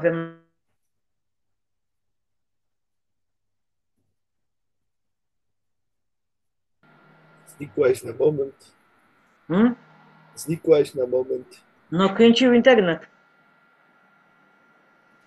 Pan T prowadzi atak. Starlink obserwuje niebo. Bo u nas jest deszcz i burza, nie? Także wiesz. G-SA-RA opróżnia walutę w linii krwi kabały. A Gitmo jest ostatnim przystankiem dla zdrajców. To jest ostatnia faza. Jesteśmy w stanie W i wygrywamy. Nic nie może powstrzymać tego, co nadchodzi. Trzymajcie linię. Bądźcie czujni. Nadchodzące dni wstrząsną światem. Tik-tak, burza się rozpoczęła. Zakończyli moje życie, ale nie mogli powstrzymać misji. Walka trwa. Anaheim, Kalifornia. Policja całkowicie zablokowała Disney Way w Disneyland Resort i nie przepuszcza nawet autobusów. Harbor jest zablokowany od Disney Way do wejścia do parku. Katella jest otwarta, nad głowami policyjne helikoptery. Brak dalszych szczegółów. Prezydent T i jego sojusz uratowali ludzkość przed Sata-Nistabi i masonami. Plan Alberta Picka. Zatrzymaj się na chwilę i podziękuj Bogu za wspaniałość tego, co osiągnęli. Musimy zaufać naszemu naczelnemu dowódcy. Jeśli jest jedna osoba, która może nas uchronić przed uwikłaniem się W, to jest to prezydent T. Prawda o Potusie. 20.06.25. Międzynarodowy transport morski wycofuje się z Izraela. Największa na świecie firma żeglugowa właśnie zawiesiła wszystkie zawinięcia statków do portu w Haifie, powołując się na raporty o ryzyku zagrożenia wynikające z konfliktu izraelsko-irańskiego. Ale bądźmy realistami, nie chodzi tu o logistykę portową. Chodzi o to, że informacje wywiadowcze, broń i globalna koordynacja ulegają natychmiastowemu rozpadowi. Haifa równa się strategiczny węzeł morski. Iran równa się rozwijający się scenariusz W zastępczej. Majersk równa się głębokie powiązania zna myślnik to, plus modelowanie ryzyka oparte na informacjach wywiadowczych. Ta firma nie chroni swojej załogi. To mega firma, przeprowadzająca skoordynowane wycofanie, takie jak stosuje się tylko wtedy, gdy przyszłość reżimu jest zagrożona. Kiedy statki przestają przypływać, nie oznacza to tylko załamania się szlaków handlowych. Jest to również sygnał, że linie ratunkowe zostają odcięte. Odtironiane. Nie jestem pewien, czy to jest po prostu potrząsanie szabelką. B-2 Spirit to samolot wart $2,2 miliarda. Zwykle nie podnoszą tych piękności w powietrze dla zabawy. To może być trening, wcale tego nie odrzucam. To może być przesłanie, tego też nie odrzucam. Ale 8 KC-135 do nich dołączyło i zwróciło moją uwagę. B2 ma 6000 mil morskich pojemności paliwa. Iran jest około 7500 mil od Missouri. 8 tankowców, 4 B2. To 2 tankowce na B2. Zrób matematykę. To więcej niż wystarczająco, aby dotrzeć na Bliski Wschód i z powrotem. Koncentrujemy się na kolejnych 14 do 16 godzin, czas lotu B2 z Missouri do Iranu. Dodatkowo wrogiem w Top Gun Maverick był Iran. To oczywiste, chociaż nigdy tego nie mówią, a to dlatego, że na końcu Maverick kradnie F-14 Tomcat z wrogiej bazy lotniczej. Tylko 2 państwa kiedykolwiek używały F-14 Tomcat, USA i Iran. Piloci myśliwców wroga w tym filmie nawet nosili się na czarno. Irańscy piloci myśliwców też noszą się na czarno. A w tym filmie bomba-myślnik dują obiekt nuklearny, który jest identyczny z obiektem Fordo w Iranie. Teraz przypomnij sobie wpis Dana Scavino, w którym 2 odwrócone myśliwce przypominają scenę z pierwszego filmu Top Gun. Mówiłem już wcześniej i podtrzymuję tę opinię. Jeśli się zaangażujemy, to zrobimy to bardzo szybko. Nie będzie to długotrwałe i nie będzie wymagało angażowania ludzi w terenie, a tym samym rzuca to ogromne światło na poprzednie administracje, które angażowały się, a potem znajdowały powody, by tkwić w tym przez lata. Nie zdziwię się, jeśli podpalimy Fordowa, a potem POTUS wyjdzie i powie, że nasze zaangażowanie jest zakończone i Iran jest gotowy do rozmów. Jak szalone byłoby spotkanie POTUS z Ajatollahem. Byłoby to powtórzenie spotkania z Kimem w 2018 roku, tylko wykładniczo bardziej zdumiewające. Niezależnie od tego, jak to się potoczy, wierzę, że zobaczymy prezydenta T przynoszącego pokój na Bliskim Wschodzie. Pokój przez siłę. Od Tironiana. Czy myliłem się co do pana T? Właśnie napisałem, że trzymał linię, stawiając opór bezpośredniej interwencji USA w Iranie, ale teraz widzimy amerykańskie ataki powietrzne na irańskie obiekty nuklearne, podobno zlecone przez samego pana T. Bombowce B-2, pociski Tomahawk, cele uderzone w Fort Natanz i Isfahan. To już nie są spekulacje, to aktywne zaangażowanie. Czy pan T uległ presji, czy Nata-Netanjahu i zwykli architekci W wepchnęli go w kozi róg? A może próbuje wyprzedzić W, która już została wprawiona w ruch, wybierając ograniczony atak teraz zamiast wciągać się w coś o wiele gorszego później.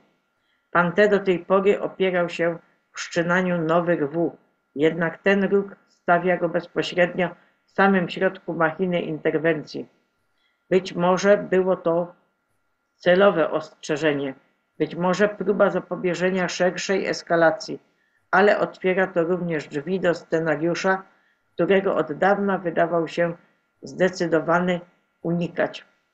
Iran już odpowiedział poważnymi ostrzeżeniami, nazywając to niebezpiecznym krokiem dla całego regionu.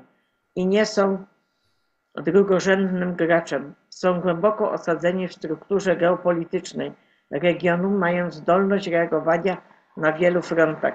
Wkraczamy więc na niepewne terytorium. Czas pokaże. Na razie wszystko się zmieniło. Od Laury Aboli.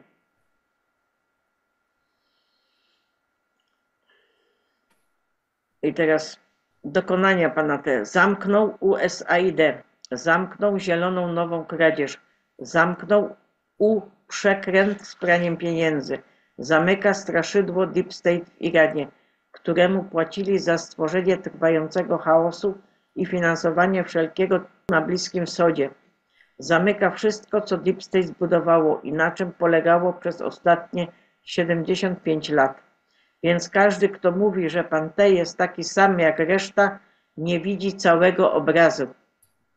Akcja w Iranie nie jest kolejną niekończącą się. Kto porównuje prezydenta T do którejkolwiek z podżegających do W marionetek, które były przed nim, jest czystym, no i teraz jak to mam powiedzieć, jest czystym, w cudzysłowie, odchodem. Ten pierwszy rok to operacja oczyszczania. Ludzie krzyczący o panu T tak naprawdę krzyczą z bólu, ponieważ cały ich system W, oszustw, eugeniki i kontroli jest demontowany. To ma sens. Ja też bym oszalał, gdyby wszystko, co mogłem zbudować i z czego żyłem, nagle zostało zniszczone na moich oczach. Jak całkowicie pozbawione kontroli musi się to czuć po tak długim okresie posiadania iluzji kontroli.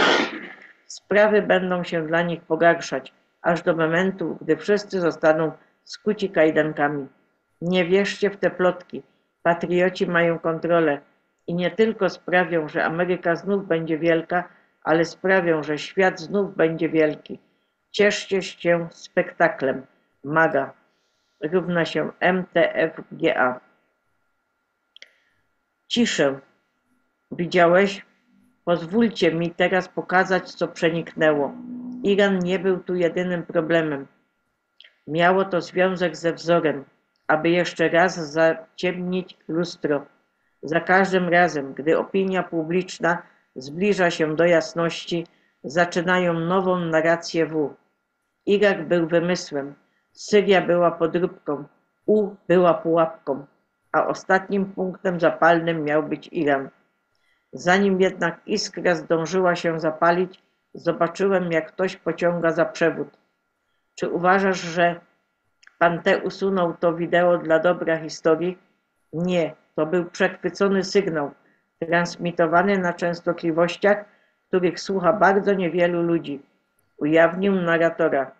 Podano nazwisko scenarzysty. W tym procesie puenta została zatarta. Nata-Gniachu nigdy nie miał być przedstawiany w ten sposób. Sachs tego nie zrobił. Pan T tego nie udostępnił. Jednakże on jest już dostępny. Po tym domino przestaje spadać do przodu. Zatrzymują się. Co następuje? Reset mediów. Będą próbowali zmienić ramy zagrożenia, twierdząc, że jest ono teraz ekonomiczne, biologiczne lub cybernetyczne. Jednak nastrój społeczeństwa się zmienił. Nie ugryzą. Nogi iluzji zniknęły. Następny krok: uważaj na kontrolowaną eskalację, która nie wymknie się spod kontroli. Gdzieś spodziewaj się strajku, ale nic po nim się nie dzieje. To twoja wskazówka, teraz to usunięcie nie W. Cisza nigdy nie jest pusta. Jak już powiedziałem, w tej ciszy jest precyzja. Ponadto, jeśli to czytasz, teraz bierzesz udział w operacji. Bądź na bieżąco, zwracaj uwagę na daty. Lipiec wyznaczy szlak narracji świata. Jednakże rakiety nie zostaną użyte. Prawda zostanie ujawniona. Od Mystic Pool. Wyciek. Ogromny i sieci na USA zatrzymane. Zdrajcy głębokiego państwa zdemaskowani.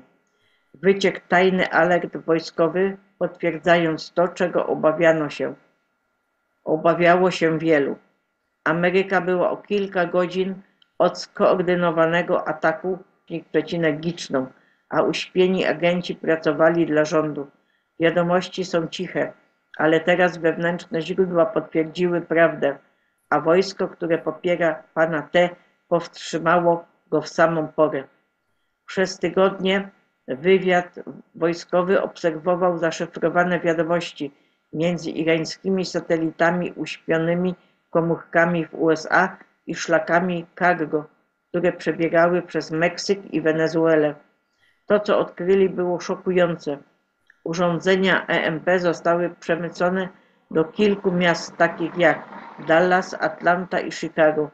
Nie były to zwykłe narzędzia.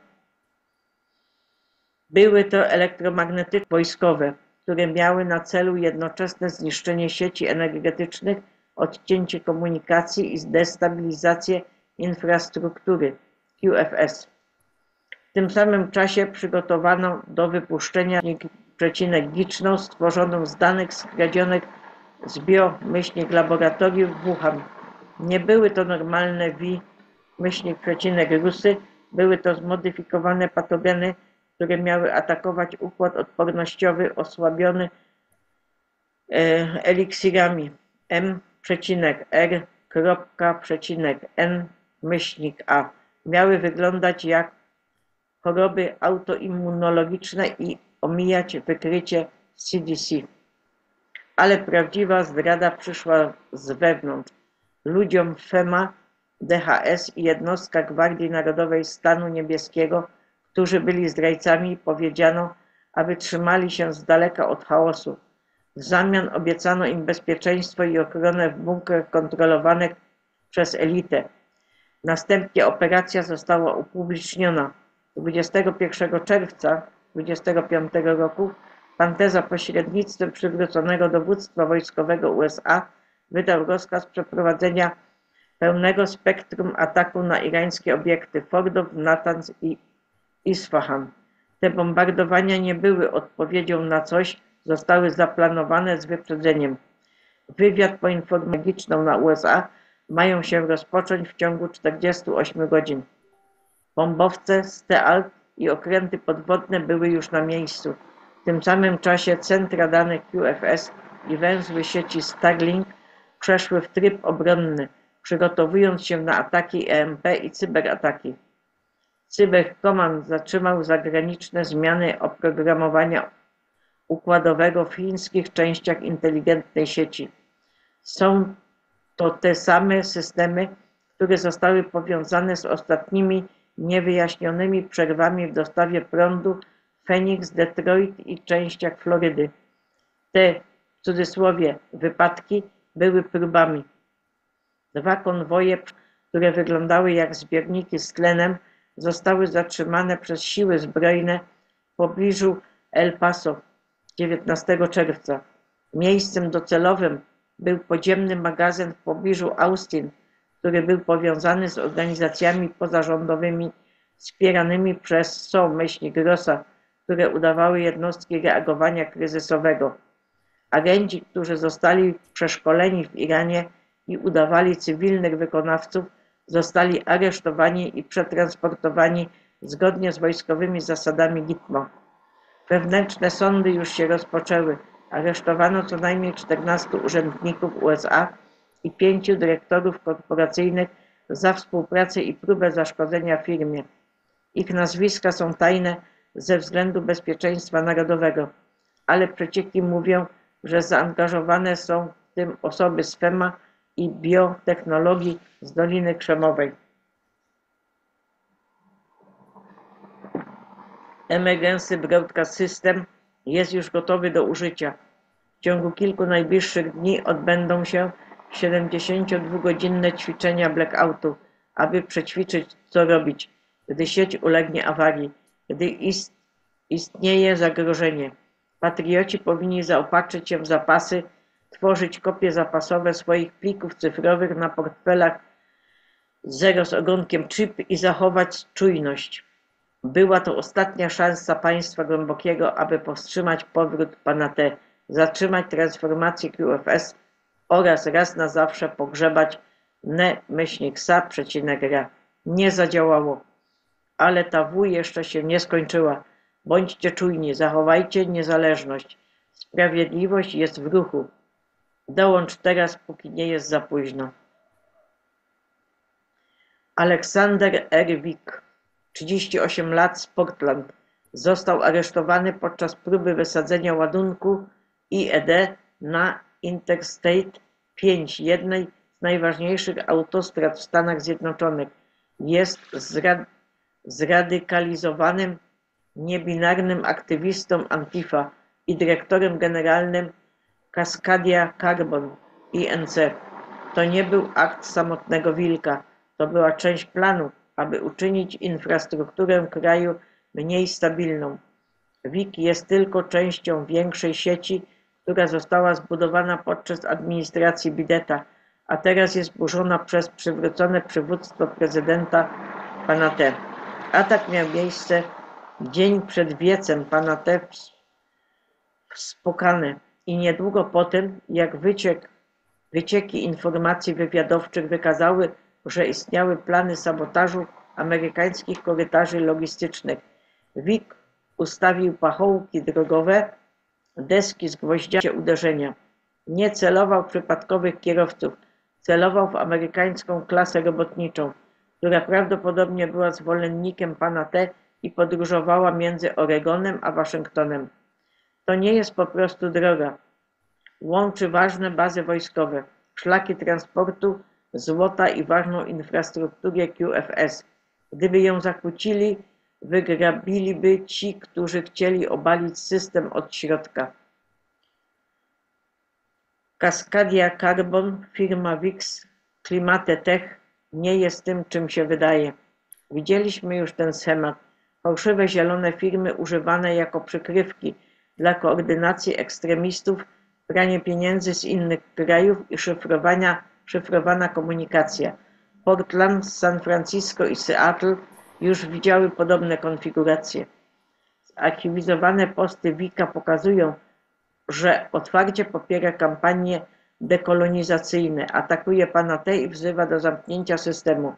W nagraniu wideo, które później zostało usunięte, powiedział: on jest faszystą, aby promować protesty No Kings. Zatrzymamy tę maszynę. To nie była metafora, to był plan, a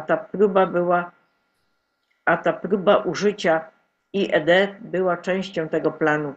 Portland od dawna jest bazą dla taktyk powstańczych wspieranych przez globalistów.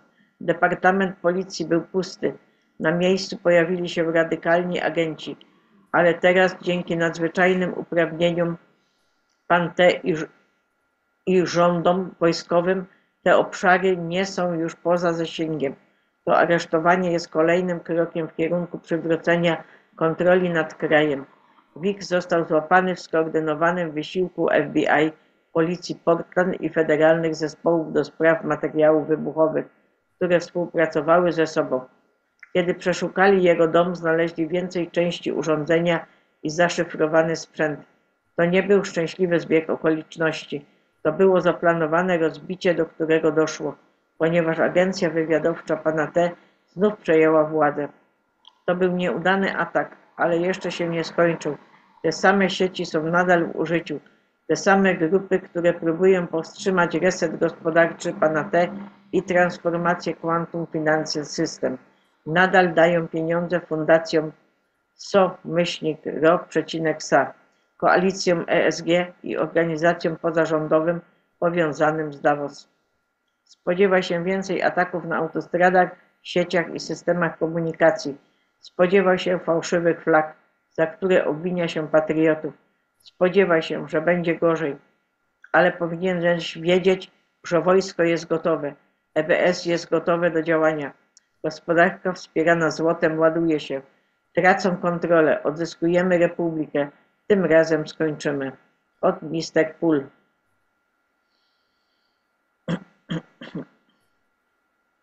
Teraz od Santino. Porozumienie pokojowe na horyzoncie. Protokoły NE-SA-RA i G-SA-RA muszą być pokojowe lub przynajmniej zmierzać w kierunku pokoju światowego, aby możliwe było pełne uruchomienie. RW Global Currency jest nieuniknione.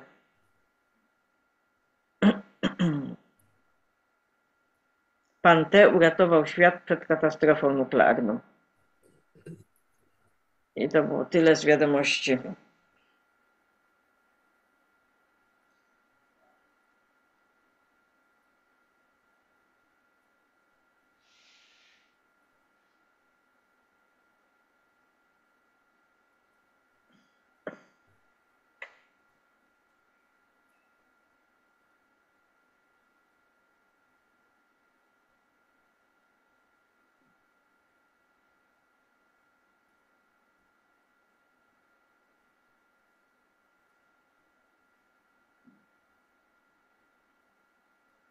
I teraz przejdziemy na drugi.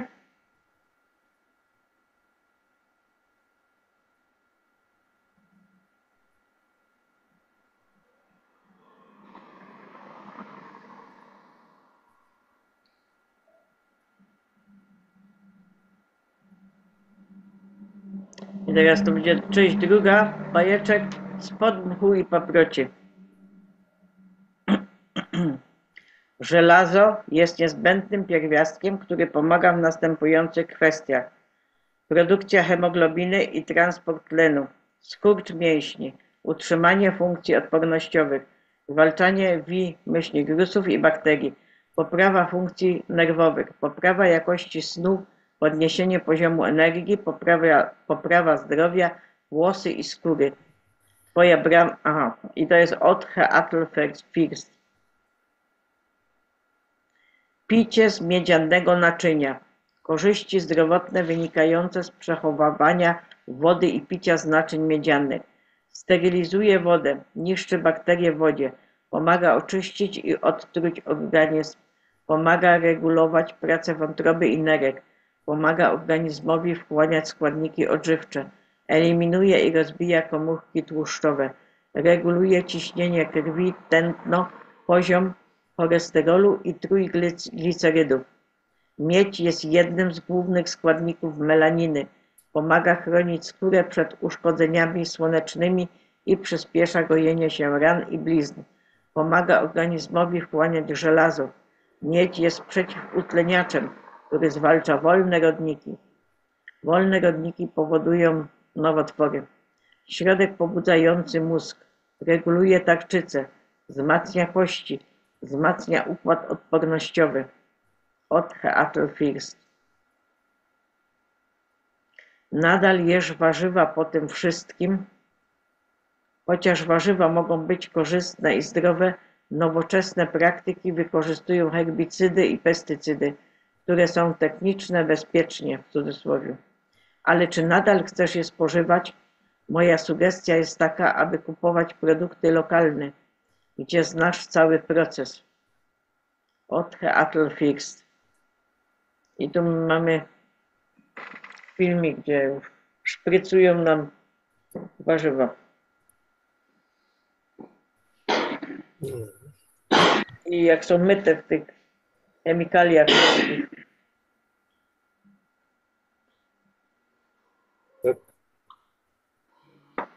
O.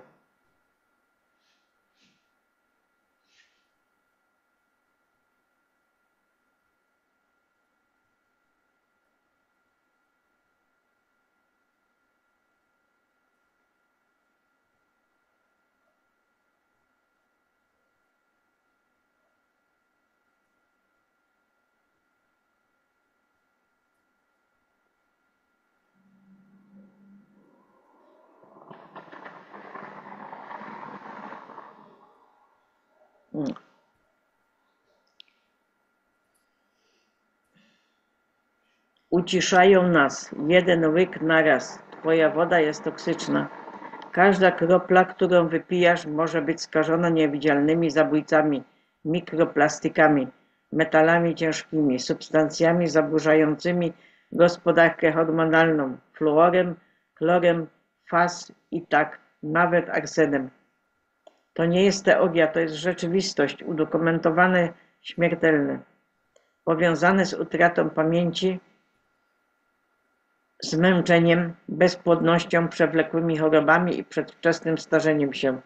Długotrwałe narażenie, uszkodzenie narządów, chaos hormonalny i całkowite zniszczenie komórek.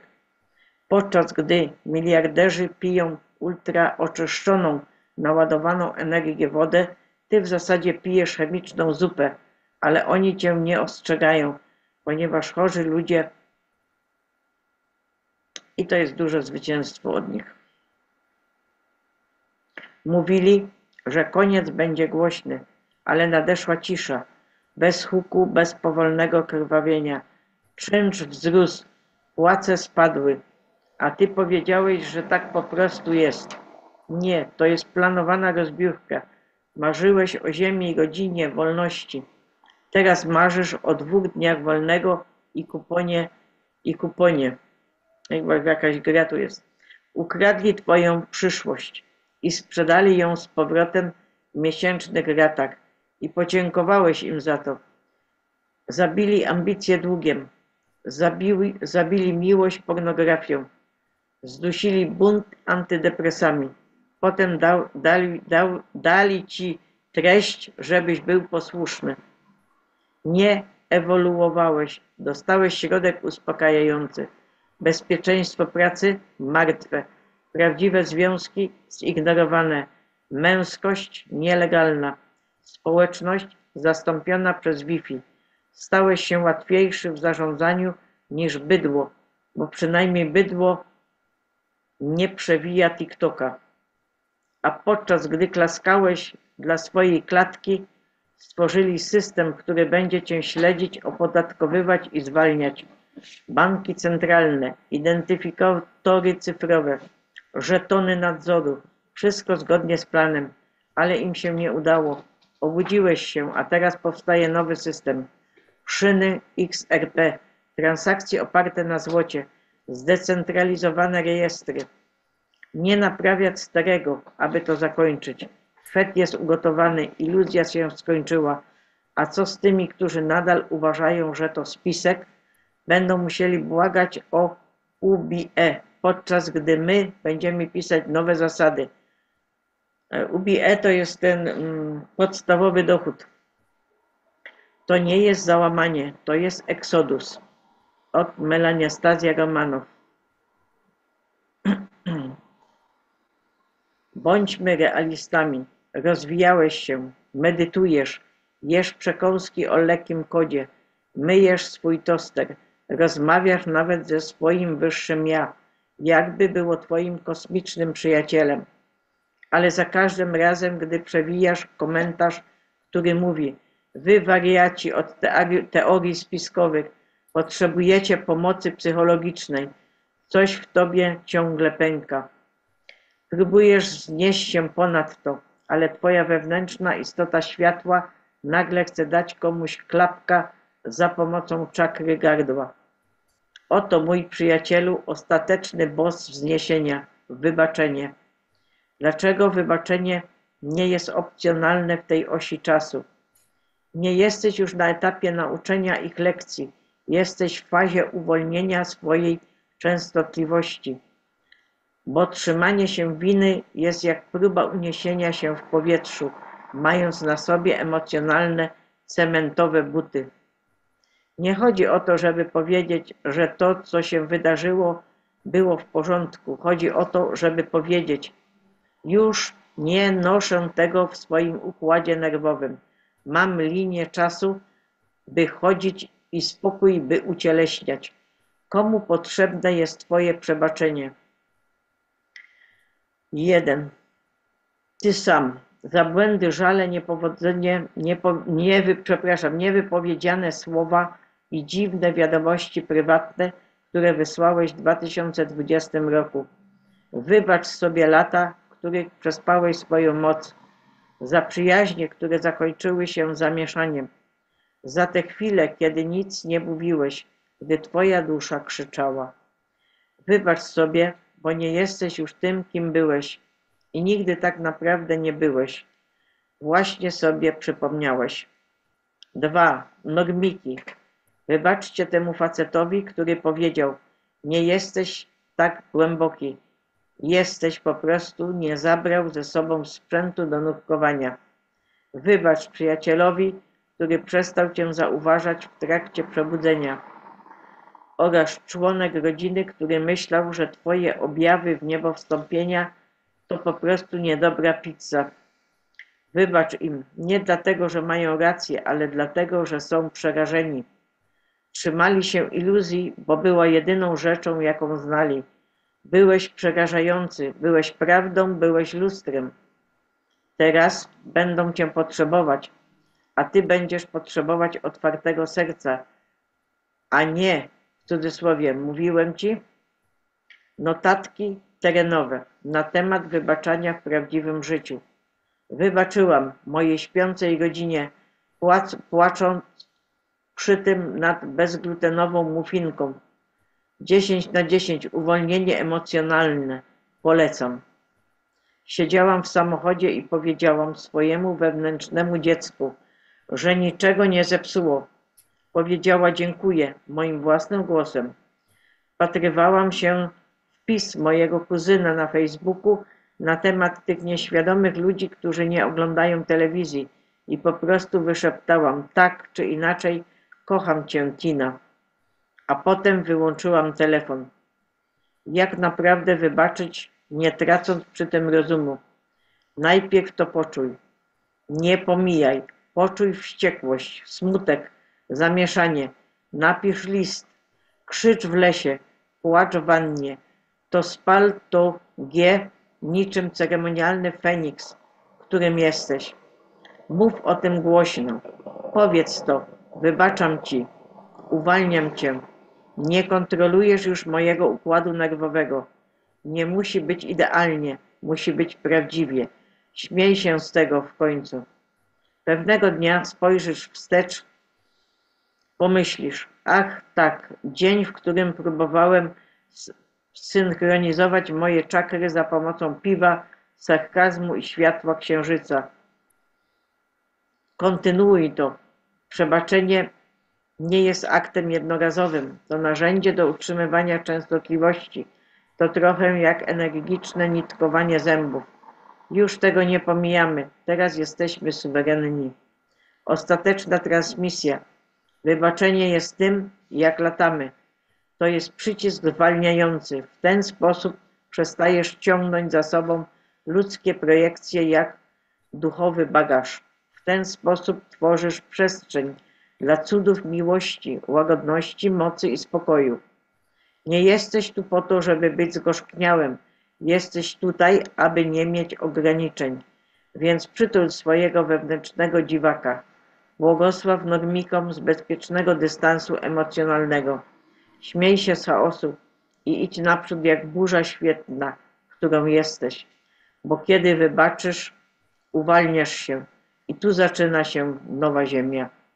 Od Melanastazji Romanow.